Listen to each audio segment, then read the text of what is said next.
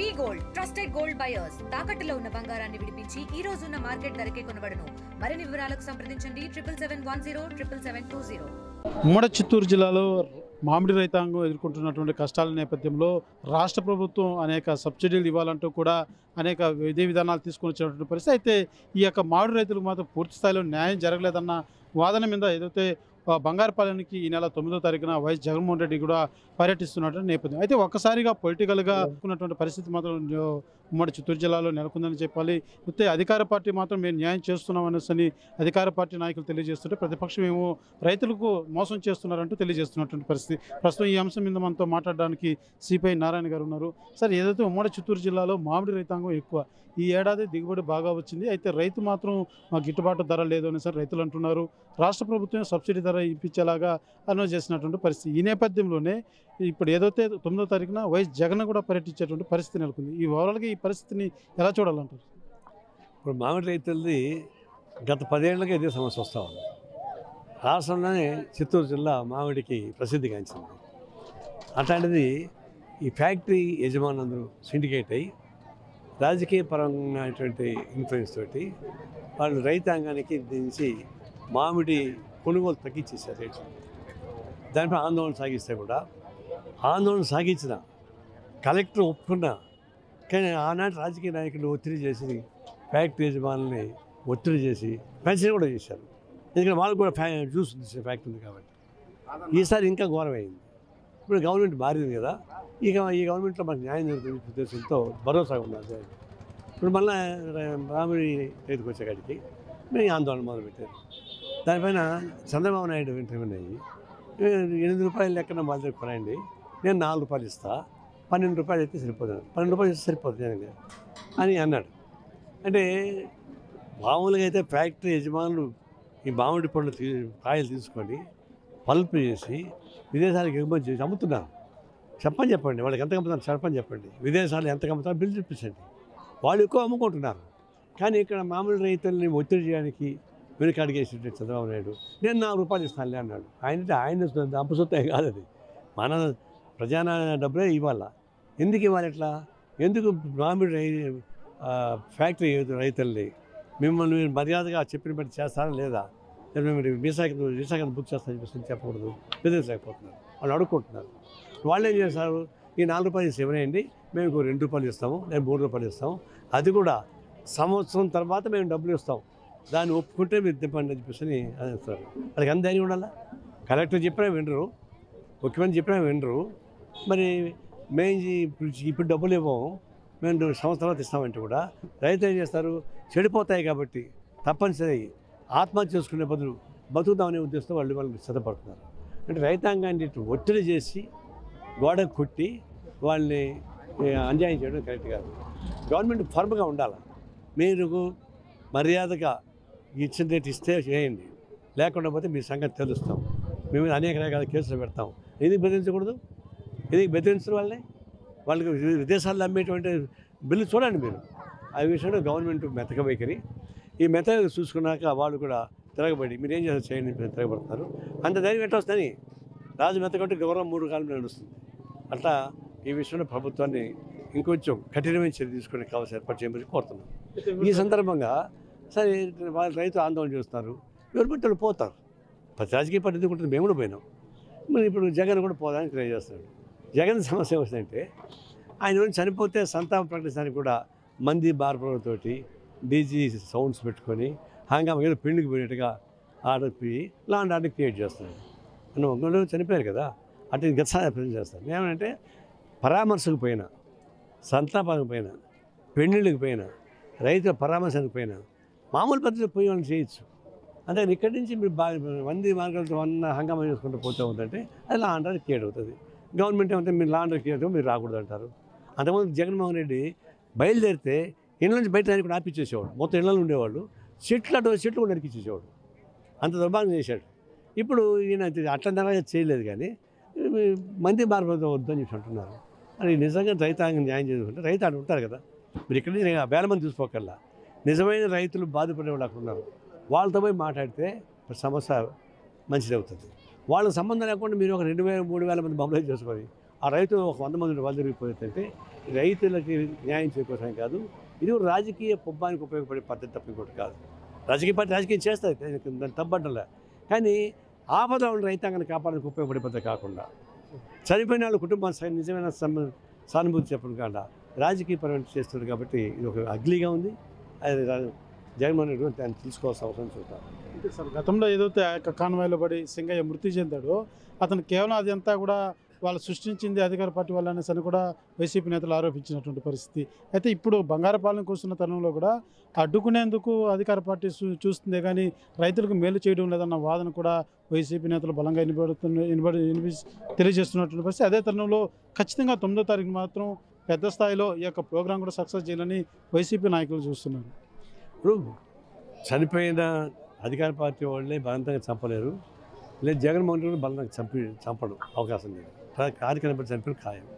అప్పుడు వాళ్ళు దాన్ని ఆపి దానికి కావాల్సిన ఏర్పాటు చేసి పోయిండేది, తెలియకుండా ఉండిపోయారు.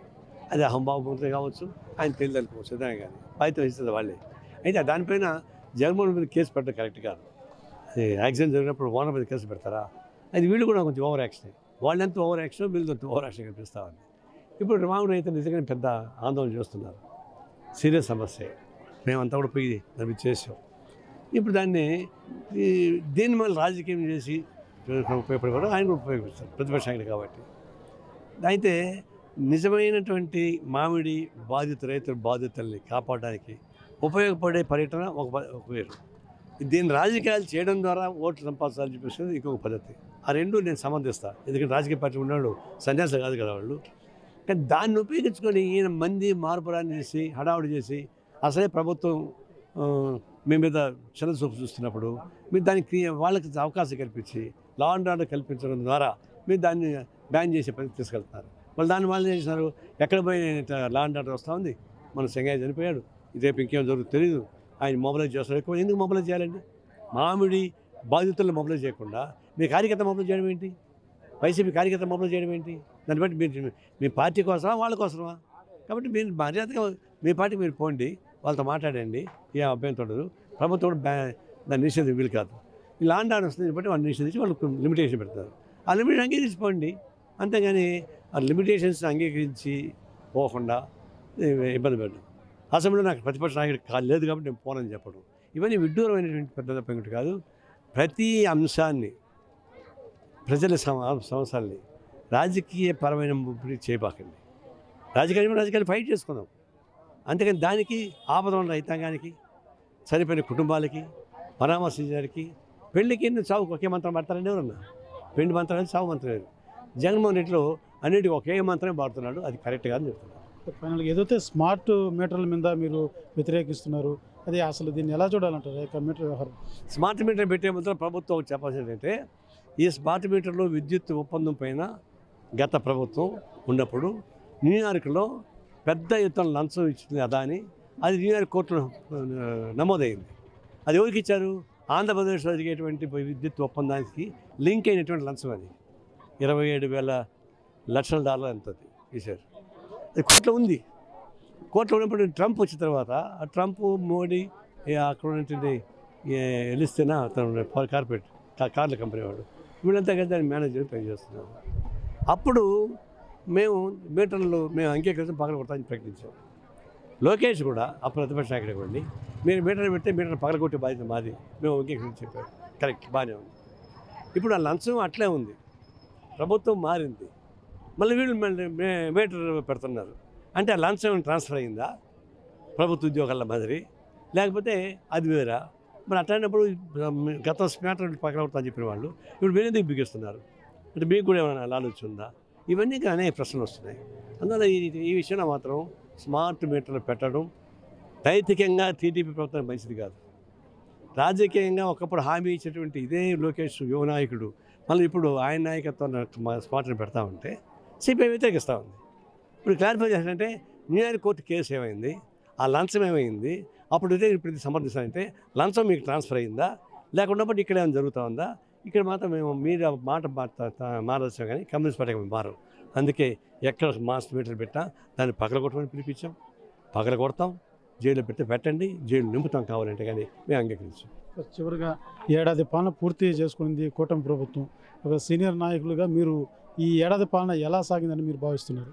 ఇప్పుడు ఒక్క సంవత్సరంలోనే మొత్తం జిమ్మిక్స్ రావు. ఇది మాయల పైకి మంత్రం కాదు కదా, ఓం రీం క్లీమ్ అంటే అయిపోయేది. అందులో ఒక 5 ఏళ్ల పాటు జరిగినటువంటి అనేక నెగిటివ్ పరిపాలన నుంచి ఒకసారి బయటపడాలంటే కొంచెం ఇబ్బంది.